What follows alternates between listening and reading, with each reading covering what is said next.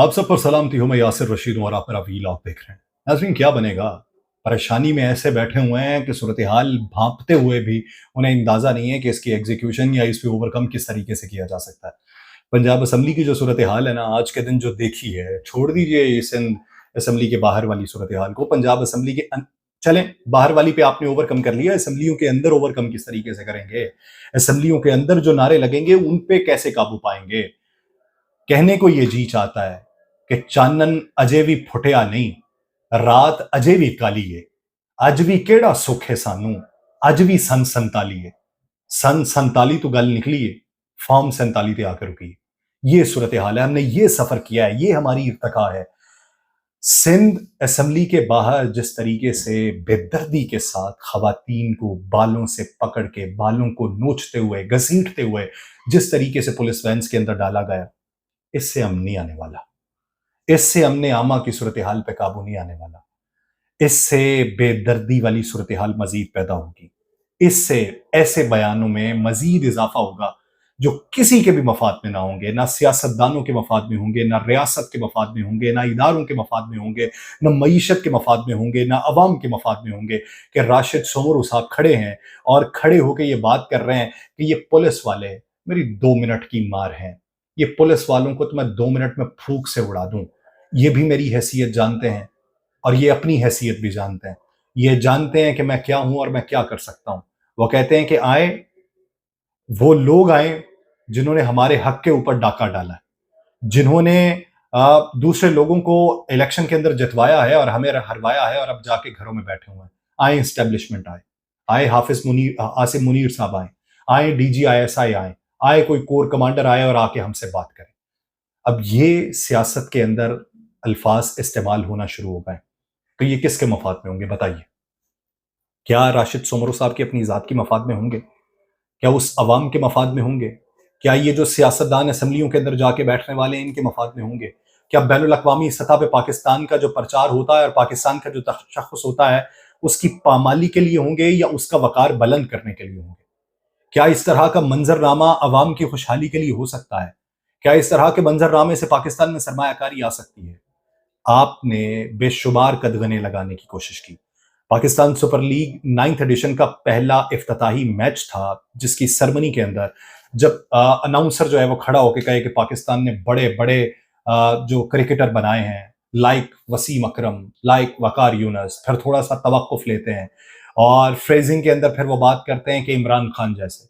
अब जब उसने मुंह से इमरान खान का लफ्ज निकाला है तो स्टेडियम में से 1.5 मिनट तक इमरान खान इमरान खान इमरान खान के अल्फाज गूंजते रहे। अब हर मैच के अंदर जब ये नारा लगाया जाता है जीवे जीवे पाकिस्तान, तो वहां पे जीवे जीवे इमरान खान के नारे लगना शुरू हो गए।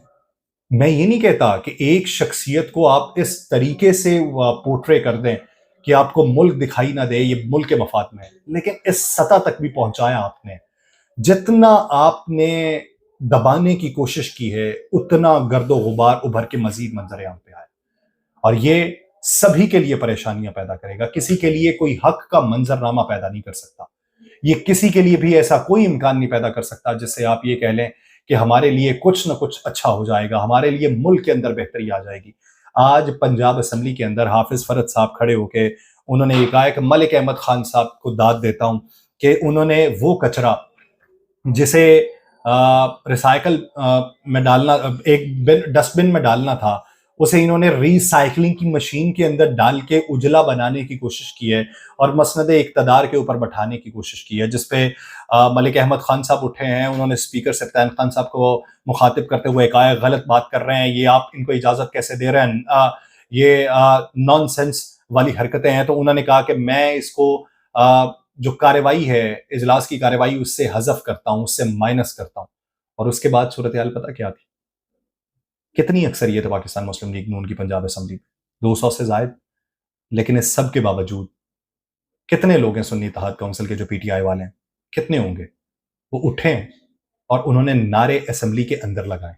आपने असम्बली के बाहर पुलिस की भारी नफरी तैनात की, लोगों को छानबीन के बाद अंदर आने दिया, हलफ बर्दारी की तकरीब करने के लिए पूरा प्रोटोकॉल लगाया, अपने स्पीकर और डेप्यूटी स्पीकर के इंतखाब के लिए पूरी सिक्योरिटी मुहैया की। बाहर से आप बच के अंदर तो आ गए। لیکن اندر والی صورتحال کیا ہے؟ سندھ میں آپ نے اسمبلی کے باہر لوگوں کو اٹھانے کے لیے اور انہیں منتشر کرنے کے لیے آپ نے سارے حربے آزما لیے، لیکن اسمبلیوں کے اندر کون سنبھالے گا؟ اسمبلیوں کے اندر جواب کون دے گا؟ وہ اٹھے ہیں اور اسمبلی کے فلور کے اوپر نعرے لگے ہیں، کون بچائے گا پاکستان؟ عمران خان، عمران خان۔ مد مخالف جو کھڑے ہیں کیا کر سکتے ہیں؟ 10 بندے صرف کھڑے ہیں، باقی سارے نشستوں کے اوپر بیٹھے ہیں، سانپ سونگا ہوا ہے۔ مریم نواز صاحبہ کے اوپر کیمرہ آتا ہے، بیٹھی ہوئی ہیں، تذبذب کا شکار ہے، اور ایک شخصیت ملنے آتی تو آپ منہ پہ مسکراہٹ رکھ کے اس طرح سلام کا جواب دیتی ہیں تو وہ کہتے ہیں کہ کچھ نہیں، آپ بیٹھی ہیں۔ تو اس طریقے سے کیا حکومت چلائی جا سکتی کہ وہ تو اقلیت میں ہوں گے نا اس وقت، اکثریت میں تو آپ لوگ ہیں، لیکن وہ اٹھ کے آئی پی ٹی آئی کے نعرے لگا رہے ہیں اور آپ لوگوں کے پاس جواب کچھ نہیں ہے۔ 4 بندے کھڑے ہو کے کہہ رہے ہیں یہ کیا ہو رہا ہے، کیا ہو رہا ہے۔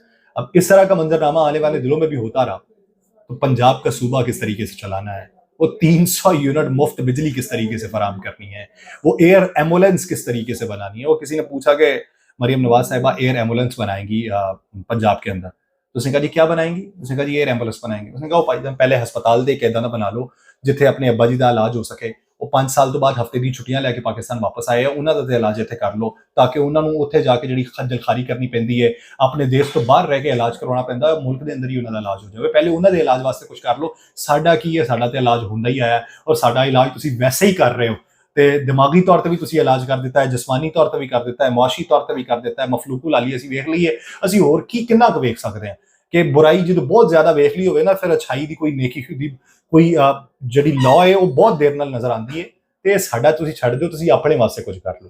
اور اپنے لیے کیا کر سکتے ہیں؟ اپنے لیے JUIFA کو ناراض کر لیا، پہلے پیغامات بھجوا لیے کہ مولانا صاحب ساتھ نہیں رکھنا، مولانا صاحب نے واضح پیغام دے دیا، صدارت کا ہرا کے بھی دو تو میں نہیں لینا۔